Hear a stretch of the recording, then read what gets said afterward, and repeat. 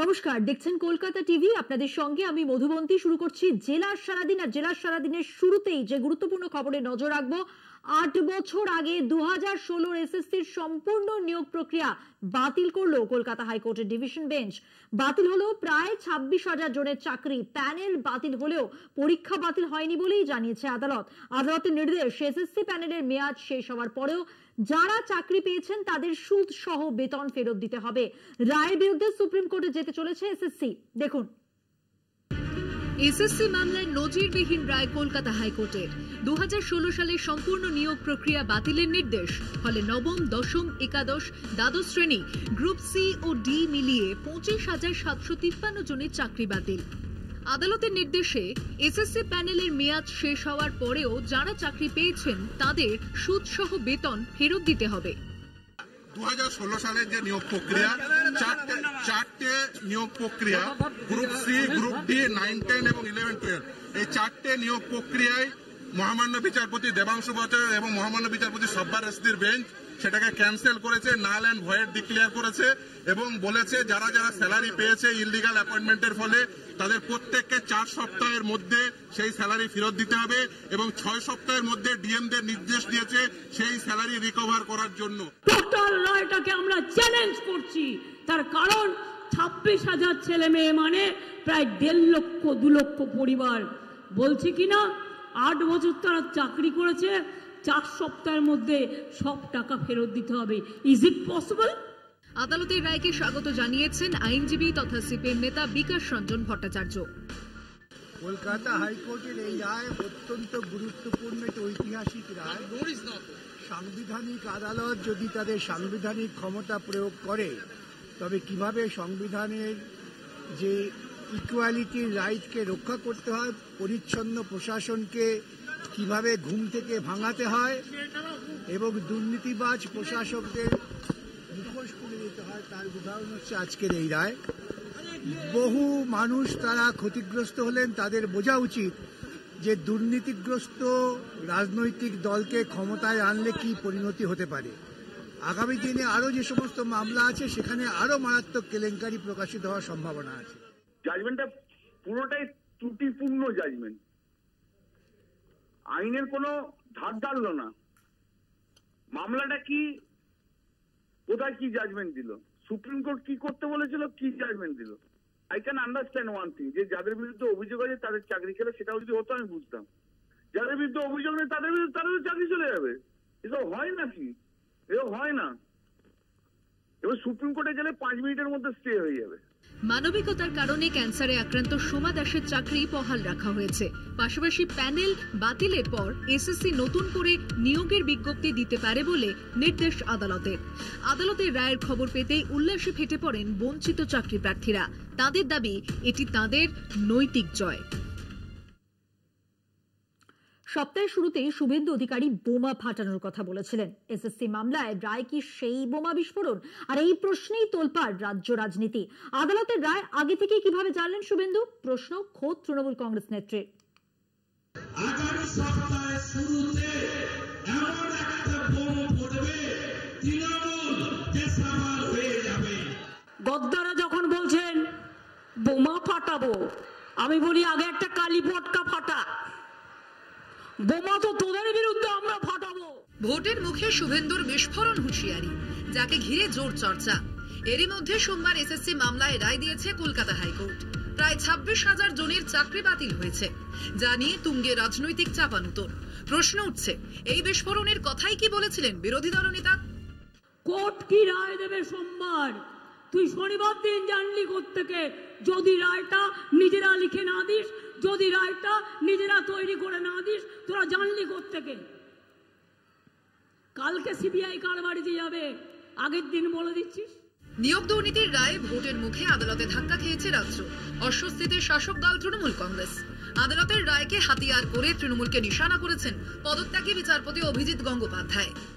মিথ্যাচারী মুখ্যমন্ত্রী যিনি জোচ্চুরিকে প্রশ্রয় দেন, যার সে তৎকালীন শিক্ষামন্ত্রী যিনি এই দালালি করেছিলেন, তিনি জেলে। তার যদি বিন্দুমাত্র লজ্জা বলে কোনো জিনিস থাকে, এক্ষুনি তার পদত্যাগ করা উচিত এবং এখন থেকে এই নির্বাচন রাষ্ট্রপতি শাসনের আইনে রাখা উচিত। কিন্তু যদি কোনো বিজেপি নেতা আগাম পূর্বাভাস দেয় এবং তার পরিপ্রেক্ষিতে তারপরে দেখা যায় হাইকোর্টে কোনো রায় হচ্ছে, তাহলে তারপরে যদি কেউ বলেন যে যারা বোমা ফেলবে বলছে, তাহলে বোমার সূত্রটা, বোমা বাঁধার কাজটা হয় বিজেপি অফিসে বসে হয়েছে, নয় হাইকোর্টের উঠোনে বসে হয়েছে। আদালতের এই রায় নিয়ে আসরে নেমেছে বামেরাও। শিক্ষামন্ত্রী সহ অনেকে যেমন যুক্ত, তাদের সবার মাথায় মুখ্যমন্ত্রী। সুপার নিউমেরিক পোস্টের বন্দোবস্ত করেছেন মুখ্যমন্ত্রী। মুখ্যমন্ত্রীকে কেন তদন্তের মুখোমুখি হবেন না তিনি? তাকে সিবিআই তদন্তের মুখোমুখি ডাকা জরুরি। বাংলার সমাজ জীবনকে এত কলুষিত করা, যুবকদের এত সর্বনাশ করা অতীতে কেউ কখনো করেনি। আদালতের রায়কে চ্যালেঞ্জ করে সুপ্রিম কোর্টে মামলা করতে চলেছে school service commission. Kolkata TV. এখন সময় হয়ে গেছে একটা বিরতি নেওয়ার। বিরতির পর থাকছে আরো খবর, সঙ্গে থাকবেন। এবার যে খবরে নজর রাখবো, বিজেপি প্রার্থী অগ্নিমিত্রা পাল, তাকে শোকজ করলো নির্বাচন কমিশন। ঠিক কি কারণে এই শোকজ?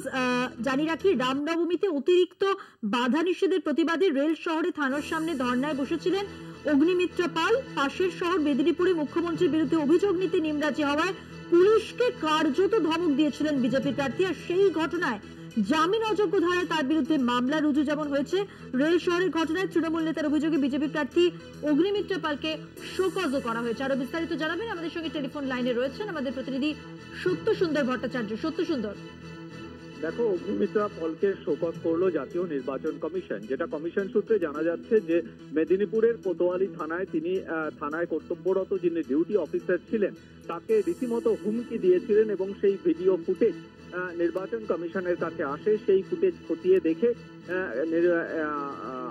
অগ্নিমিত্রা পলকে শোকজ করেছে জাতীয় নির্বাচন কমিশন। তার কারণ হিসেবে তারা উল্লেখ করেছে যে থানার কর্তব্যরত যিনি ডিউটি অফিসার, তার সঙ্গে যে আচরণ করেছেন তার জন্য তাকে লিখিতভাবে কি কারণে এই ঘটনা ঘটেছিল এবং তিনি যেভাবে ডিউটি অফিসারকে যা বলেছিলেন, এই গোটা বিষয়টি সম্পর্কে কিন্তু নির্বাচন কমিশন তাকে জানতে চেয়েছে, কারণ দর্শাতে বলেছে।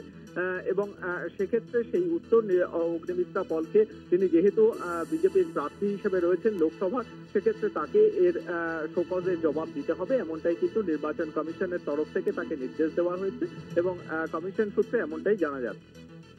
ধন্যবাদ সত্য সুন্দর। কথা বললাম আমাদের প্রতিনিধি সত্য সুন্দর ভট্টাচার্যের সঙ্গে।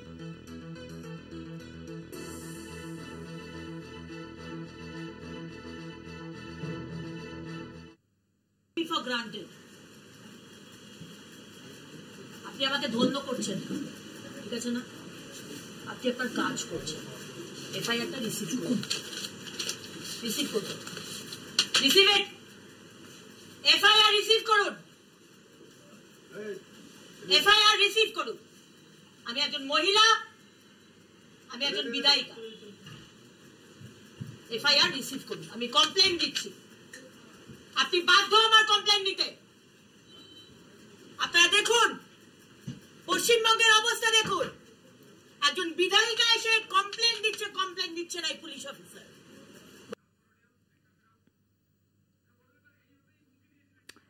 দেখলেন কিভাবে হুমকি দিয়েছিলেন, ধমকি দিয়েছিলেন অগ্নিমিত্রা পাল পুলিশকে, এবং এই কারণেই কিন্তু নির্বাচন কমিশন শোকজ করেছে অগ্নিমিত্রা পালকে।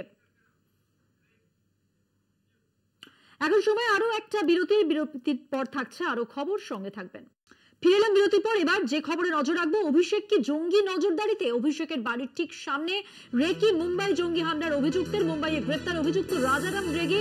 মুম্বাই হামলায় অভিযুক্ত হেডলিকে সাহায্য করেছিল রাজারাম। বিস্ফোরক দাবি কলকাতা পুলিশের। নিরাপত্তা বাড়ল মুখ্যমন্ত্রী অভিষেকের। 26/11 হামলার লিঙ্ক ম্যান রাজারাম। 19 এপ্রিল পর্যন্ত এই রাজারাম, 29 এপ্রিল পর্যন্ত জানি রাখি রাজারাম রেগি পুলিশ হেফাজত হয়েছে তার। আরো বিস্তারিত জানবো, আমাদের সঙ্গে রয়েছেন টেলিফোন লাইনে আমাদের প্রতিনিধি রিয়া মাঝি। রিয়া, কি খবর রয়েছে? দেখো, তোমাকে জানিয়ে রাখবো যে ইতিমধ্যেই রাজারাম রেগে তার প্রোডাকশন হয়েছে, তাকে ব্যাংশাল আদালতে পেশ করা হয়েছে। 29 অবধি তাকে নিজেদের হেফাজতে পেয়েছে কলকাতা পুলিশ। কারণ তোমাকে জানিয়ে রাখবো যে তারা প্রোডাকশনের সময়, অর্থাৎ সাবমিশনের সময় তারা জানান যে 12:15 তাকে অ্যারেস্ট করা হয়েছে। তারপর মুম্বাই থেকে তড়িঘড়ি নিয়ে আসা হয়েছে কলকাতাতে, এবং তারা আরো জানায় যে 2টি মোবাইল এবং অভিষেক ব্যানার্জি সহ একাধিক যে সিসিটিভি ফুটেজ, অর্থাৎ হোটেলের যে সিসিটিভি ফুটেজ বা তাদের হোটেলের যারা ছিল তাদের স্টেটমেন্ট রেকর্ড করা হয়েছে এবং দুটি মোবাইল সিজ করা হয়েছে। পাশাপাশি রাজারাম রেগে লস্কর ই তাইবা এই নিষিদ্ধ জঙ্গি সংগঠনের সঙ্গে তার লিঙ্ক রয়েছে এবং মিডলম্যান হিসেবে কাজ করেছে 26/11-তেও বলে এমনটাই মন্তব্য করেছে। এবং অভিষেক বন্দ্যোপাধ্যায়ের বাড়ির সামনে কেন তিনি এই রেকি করতে গিয়েছিলেন, কেন সেখানকার ভিডিওগ্রাফি করেছেন, এই নিয়ে কিন্তু জিজ্ঞাসাবাদ করতে হবে, কলকাতা পুলিশকে জেরা করতে হবে এবং সেই কারণের জন্য সেই তথ্য জানার জন্যই ফুল টাইম পিসি দরকার রয়েছে বলে আবেদন করা হয়েছিল পুলিশের তরফ থেকে, যে ফুল টাইম পিসি অর্থাৎ 14 দিনের পিসি তার আবেদন করেছিল। কিন্তু দেখা গেল যে 29 অবধি অর্থাৎ 7 দিনের পিসি গ্রান্টেড করা হয়েছে ইতিমধ্যেই। একদমই কিছুক্ষণের মধ্যেই। ধন্যবাদ। কথা বললাম আমাদের প্রতিনিধি রিয়া মাঝির সঙ্গে।